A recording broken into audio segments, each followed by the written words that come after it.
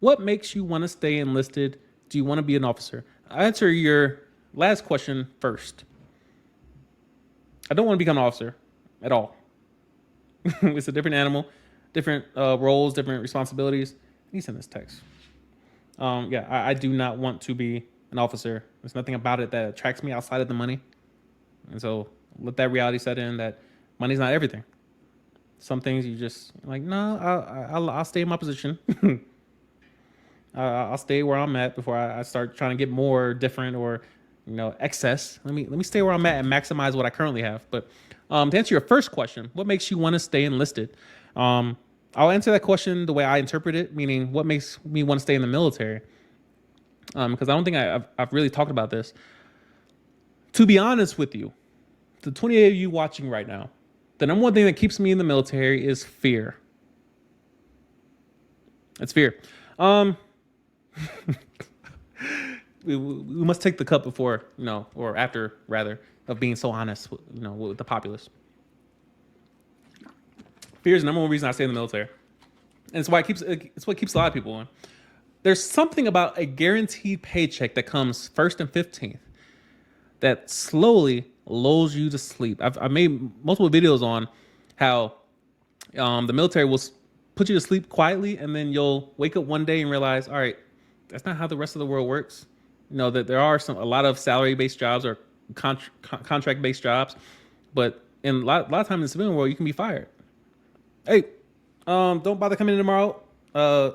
We need you to not work here no more. Thank you for your time and your service.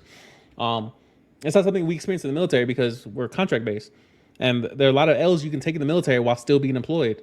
And they're like, oh, yeah, we're going to mess with your check a little bit. Don't worry about getting a check. Don't worry about paying bills. We got you. We're going to put you in T status a little while just to help you out, help you figure it out. ARC-15, cool. Month no pay. Don't worry about it. We got you. We'll take care of it. We'll call you. You don't call us. We'll take care of it. But yeah, it's quite comforting to be in the military. A lot of people don't realize what they have until they leave. Luckily, when I was a civilian, before I came in, I realized what I was coming to. I'm like, I don't want to pay rent anymore. I'm tired of paying rent, bro. So now I have VH, and effectively they pay my rent. They give me the money, and I pay my rent with it. So there are a lot of comforts that a lot of people don't realize they have until they leave. And like, all I gotta do is pass PE tests and just be obedient in a lot of cases. And in some cases, I gotta lead, and sometimes I gotta take initiative and be proactive. But in a lot of cases, you just don't realize what you have until it's gone, until you have to replace it with effort. Like civilian world, they can enforce your effort because they can fire you tomorrow. Military, we don't get fired. We get paperwork, we get extra duty, but that's about it.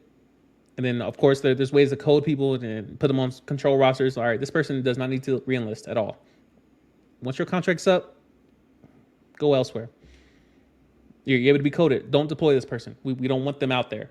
Don't PCS this person. We don't need them anywhere else but where they currently are. So it's something that the military doesn't have to deal with a lot, but it's something that is brought to the forefront once we get out the military.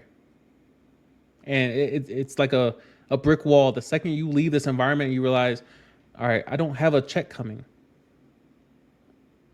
Like I got my final check last week, and then I need to get a job, and the job may not pay as well because, again, military benefits are through the roof. A lot of people in the military don't realize I have amazing benefits here. I have lawyers on retainer. It's called legal. It's JA.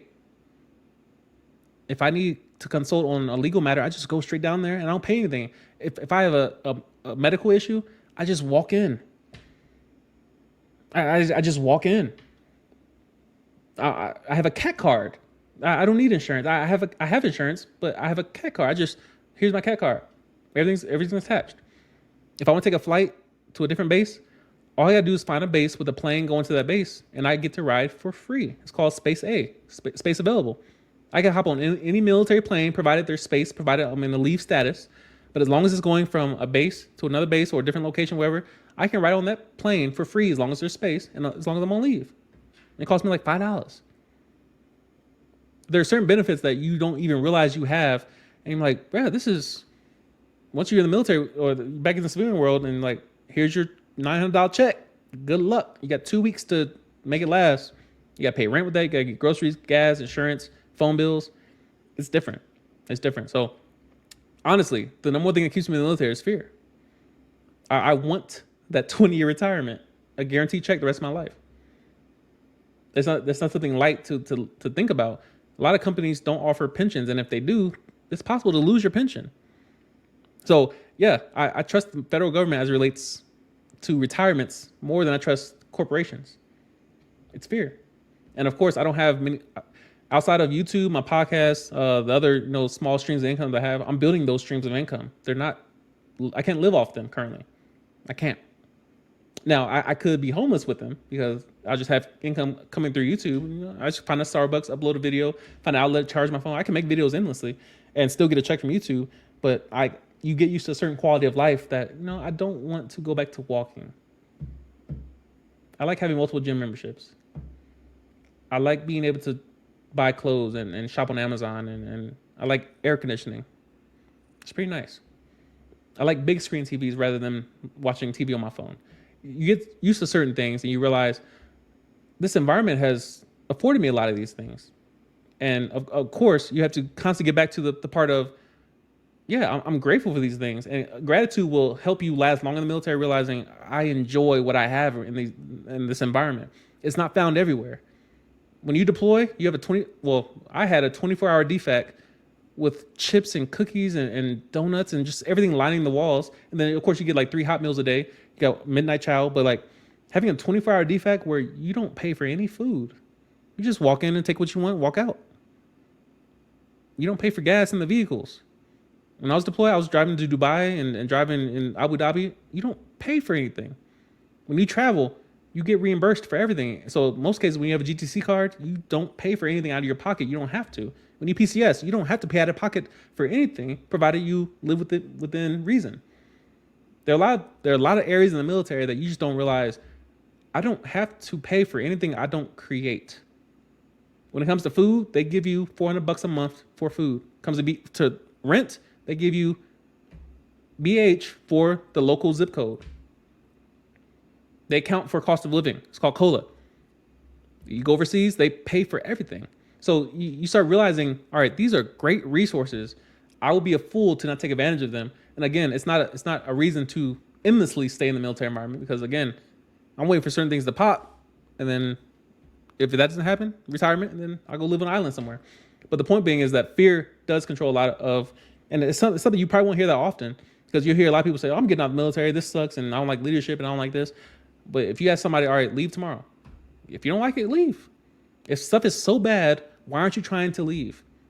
It's because a lot of people realize, and especially in hindsight, that we actually have it pretty nice. Especially in the Air Force, we're not struggling that bad. The biggest thing that I struggle with at work are personalities. That's literally my biggest struggle at work currently is personalities, people. That's about it. So understanding that and, switching the switch to gratitude, you understand, all right, maybe I don't want to leave so quickly. So, yeah, it's not an easy environment to walk away from. There may come a day where it becomes necessary, but at this current place, I'm literally acknowledging the fact that fear does control a lot of my decisions as it relates to leaving and leaving the military. It's something I do think about. So that may change, but currently that's the most honest answer I can give you is fear. Fear being irrational, of course, but we'll leave it at that.